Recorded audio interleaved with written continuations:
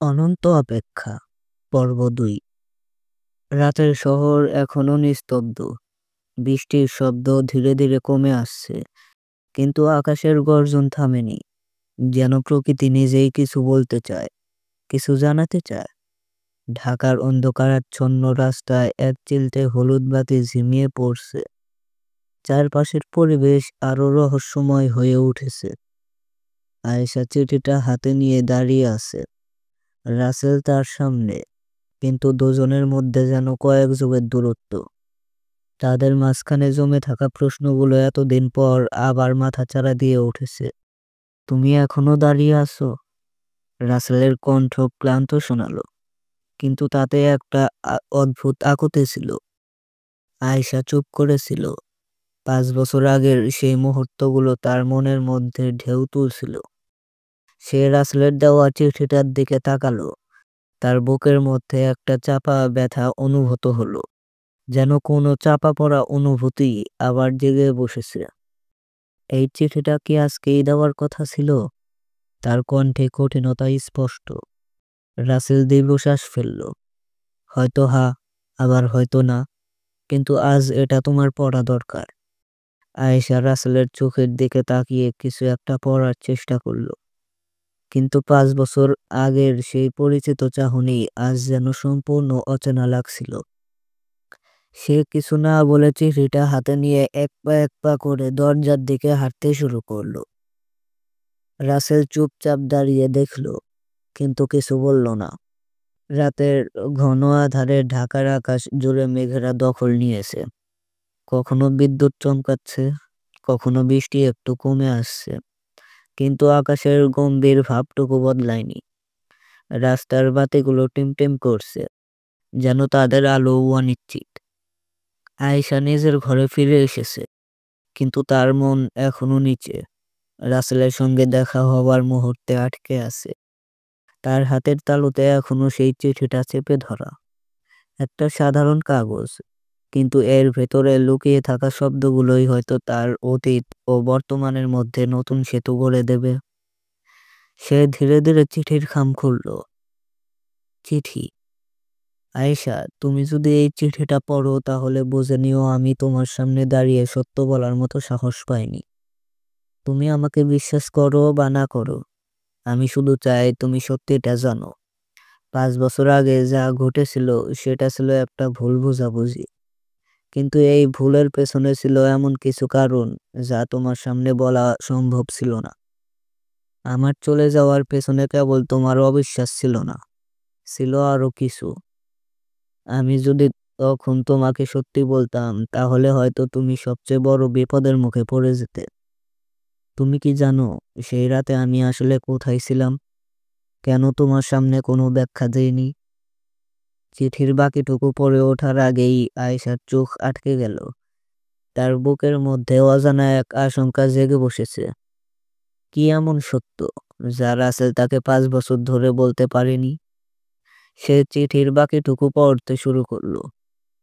আমি চাই তুমি একবার আমার চোখের দিকে তাকিয়ে আমার কথাগুলো বিশ্বাস করো। 5 বছর আগে আমি যেখানে ছিলাম সেখানে শুধু আমি একা ছিলাম না। এমন কেউ ছিল যে চাইছিল না তুমি সত্যিটা কখনো জানো।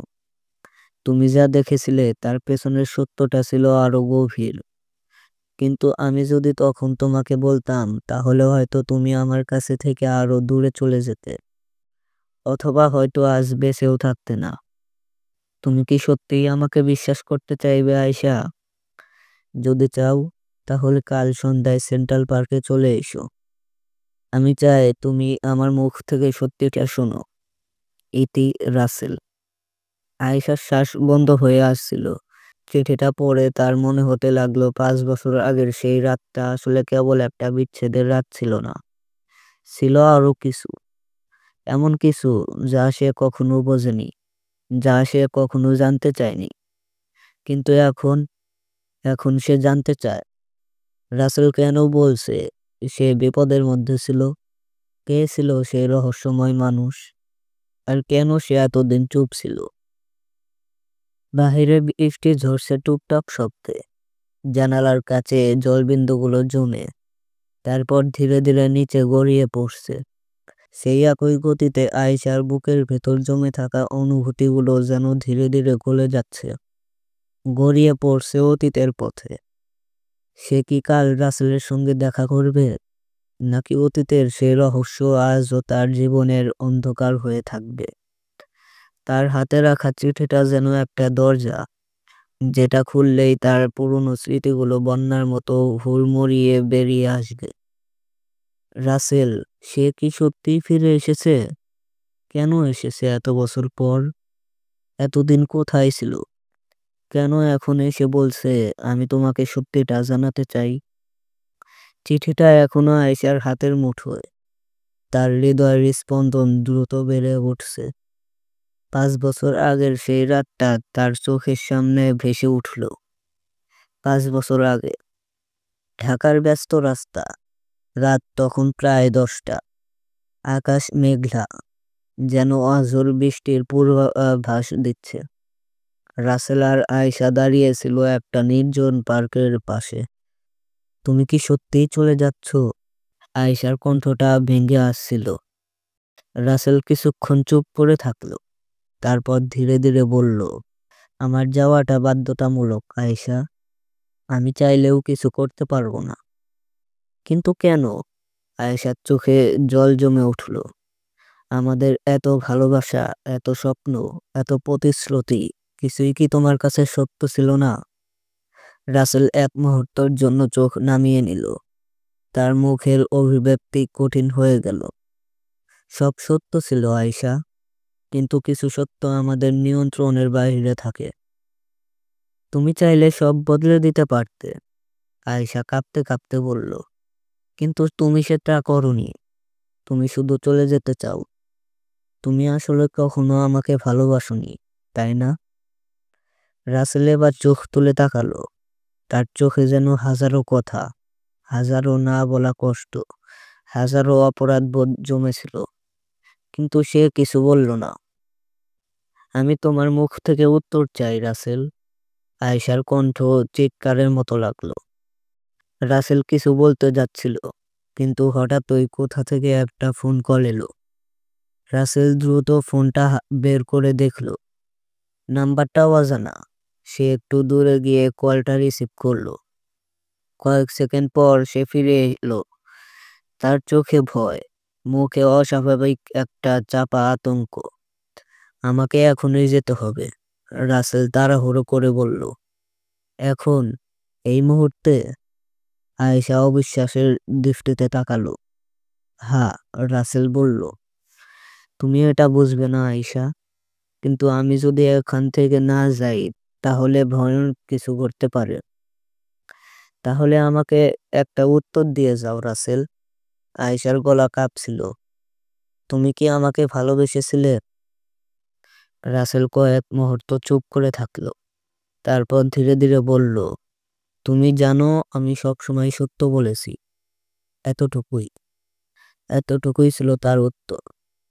তারপর সে ঘুরে দাঁড়িয়ে চলে গেল। বৃষ্টি নামতে শুরু করলো, আর আয়েশা একা দাঁড়িয়ে থাকলো। সে সেদিন কিছু বুঝতে পারেনি। সে শুধু জানতো রাসেল তার জীবন থেকে সরে গেছে, আর কখনো ফিরবে না। বর্তমান বৃষ্টির শব্দ এখনো সেই রাতের মতোই লাগছে আয়েশার কানে, কিন্তু আজ সে জানে রাসেল ফিরে এসেছে। আর তার হাতে সেই চিঠি, যেটা বলছে তুমি যা দেখেছিলে তার পেছনের সত্যটা ছিল আরো গভীর। আয়েশা জানে সে পালাতে পারবে না। অতীত তার দরজায় কড়া নাড়ছে। এখন সিদ্ধান্ত নেওয়ার পালা।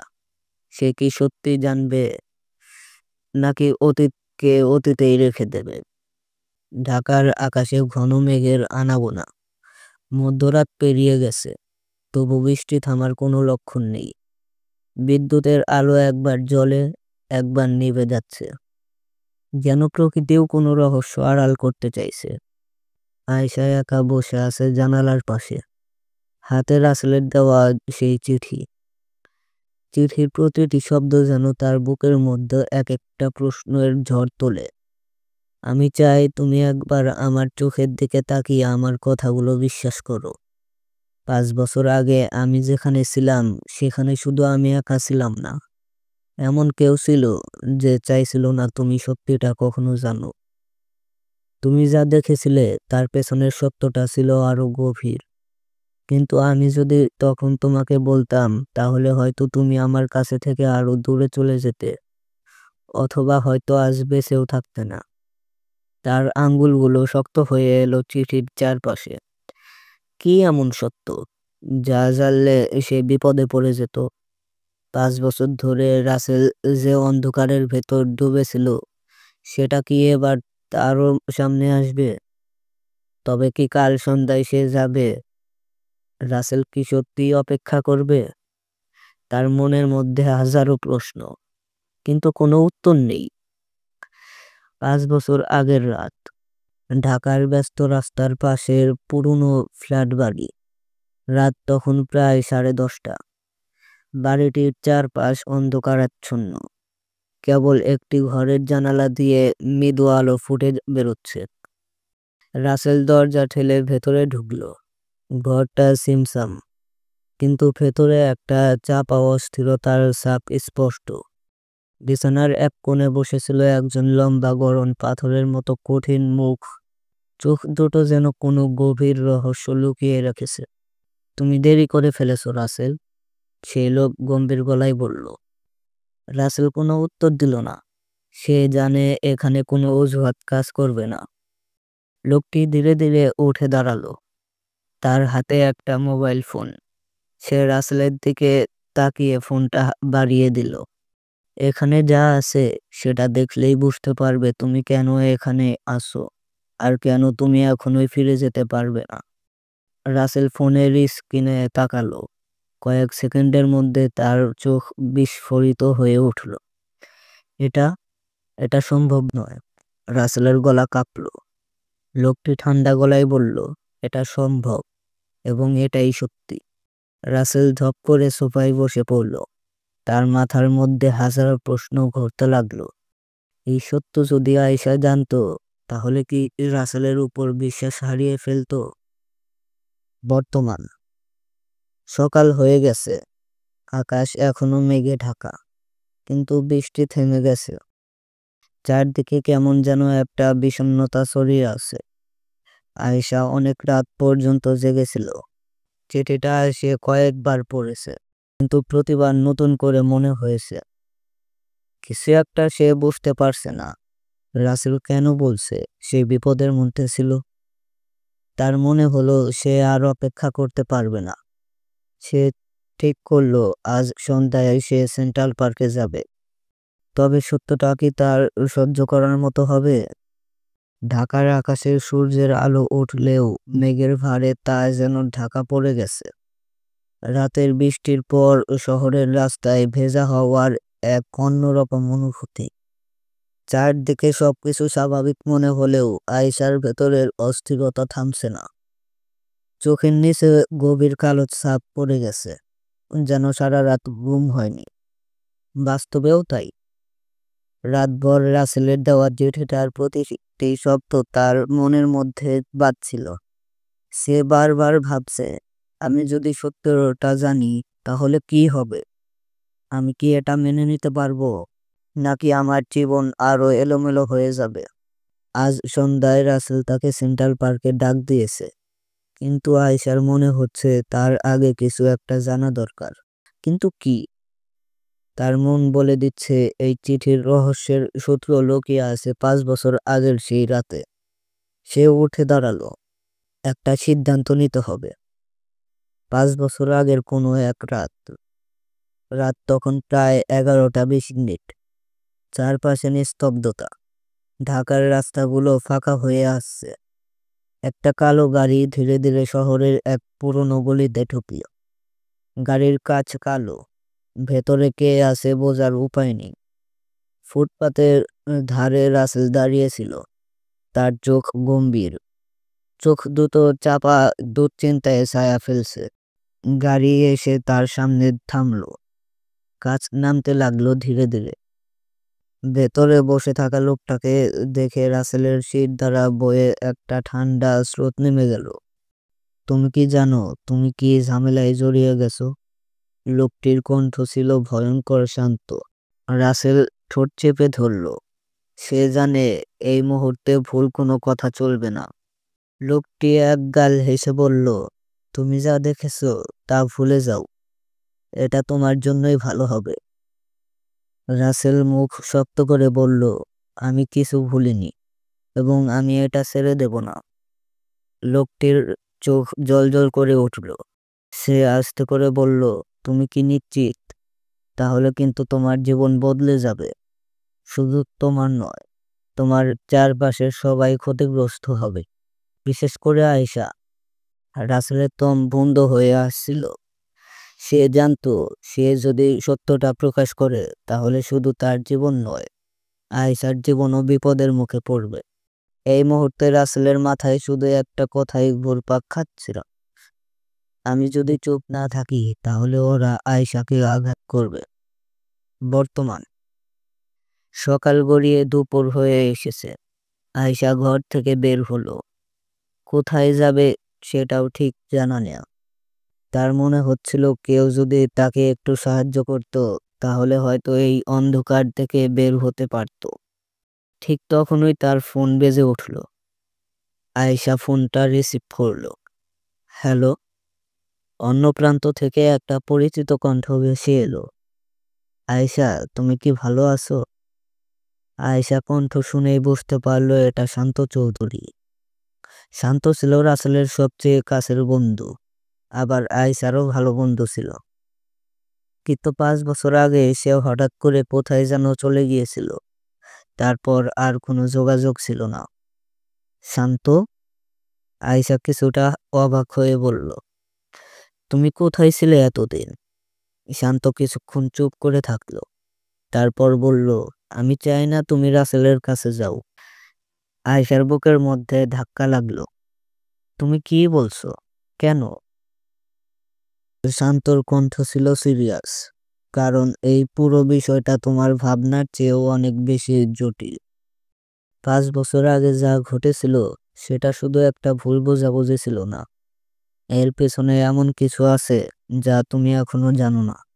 আয়েশা মুহূর্তের জন্য চুপ করে গেল। তার মনের মধ্যে একটা প্রশ্ন ঘুরপাক খাচ্ছিল, শান্ত কি সেই সত্যটা জানে? কিন্তু শান্ত নিজে থেকে কিছু বলবে না। আয়েশা যদি জানতে চায় তাহলে তাকে নিজেই খুঁজে বের করতে হবে।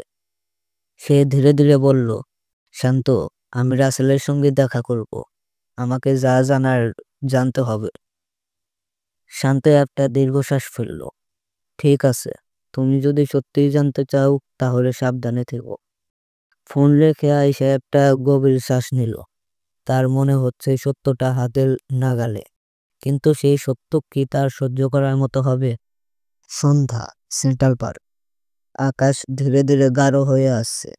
ল্যাম্পপোস্টের আলো ধীর গতিতে জ্বলছে।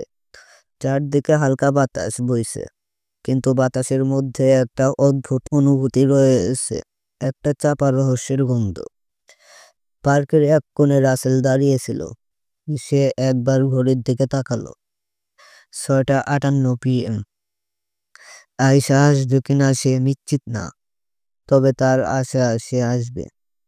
হঠাৎ দূর থেকে একটা চেনা ছায়া এগিয়ে আসতে লাগলো। আয়েশা। রাসেলের বুকের ভেতর এক অন্যরকম চাপা উত্তেজনা খেয়ে গেল। ঠিক তখনই দূরের গাছপালার আড়ালে কেউ একজন দাঁড়িয়েছিল। কেউ একজন সব দেখছিল, কেউ একজন সব শুনছিল, কেউ একজন যেন অপেক্ষা করছিল ঠিক এই মুহূর্তের জন্য। সেন্ট্রাল পার্কের বাতাসে এক অদ্ভুত শীতলতা ছড়িয়ে আছে। চারদিকে হালকা কুয়াশার আস্তরণ। বাতাসের স্পর্শে যেন আরো রহস্যময় হয়ে উঠেছে রাতের শহর। রাসেলের মনে হচ্ছিল চারপাশের পরিবেশ তার মনের অবস্থার প্রতিচ্ছবি হয়ে উঠেছে, অস্থির, দ্বিধাগ্রস্ত এবং চাপা উত্তেজনায় ভরা। সামনে আয়েশা ধীরে ধীরে এগিয়ে আসছে। ল্যাম্পপোস্টের নরম আলোতে তার মুখের প্রতিচ্ছবি স্পষ্ট হচ্ছে, কিন্তু সেই মুখ একদম নির্ভীক নয়। চোখের ভিতরে প্রশ্ন, মনে দোলাচল এবং কিছুটা ভয়ও লুকিয়ে আছে। রাসেল ধীরে ধীরে বলল, তুমি এসেছো? আয়েশা এক মুহূর্ত চুপ করে থেকে বলল, হ্যাঁ এসেছি, কিন্তু এখনো জানি না এটা ঠিক করেছি কিনা। রাসেল ইসলান এসে বলল, আমি জানি তুমি আমার উপর বিশ্বাস হারিয়েছ, কিন্তু বিশ্বাস করো, আমি কখনো তোমার শত্রু ছিলাম না। 5 বছর আগে যা ঘটেছিল তার পেছনের সত্যটা তোমার জানার অধিকার আছে। আয়েশা কিছুক্ষণ চুপ করে থাকলো। রাসেলের চোখের দিকে তাকিয়ে বোঝার চেষ্টা করলো সে সত্যিই সত্য বলবে নাকি আবার কোনো ধোঁকাশার মধ্যে ফেলে দেবে। ঠিক আছে, আমি শুনছি, আয়েশা শান্ত কণ্ঠে বলল। রাসেল গভীর শ্বাস নিল। তার মনে হচ্ছিল এই কথাগুলো বলার জন্য সে অনেক দিন ধরে অপেক্ষা করছিল, কিন্তু আজও কি সে সব বলতে পারবে? সে চোখ বন্ধ করল। 5 বছর আগের সেই ভয়ঙ্কর রাতে ফিরে গেল।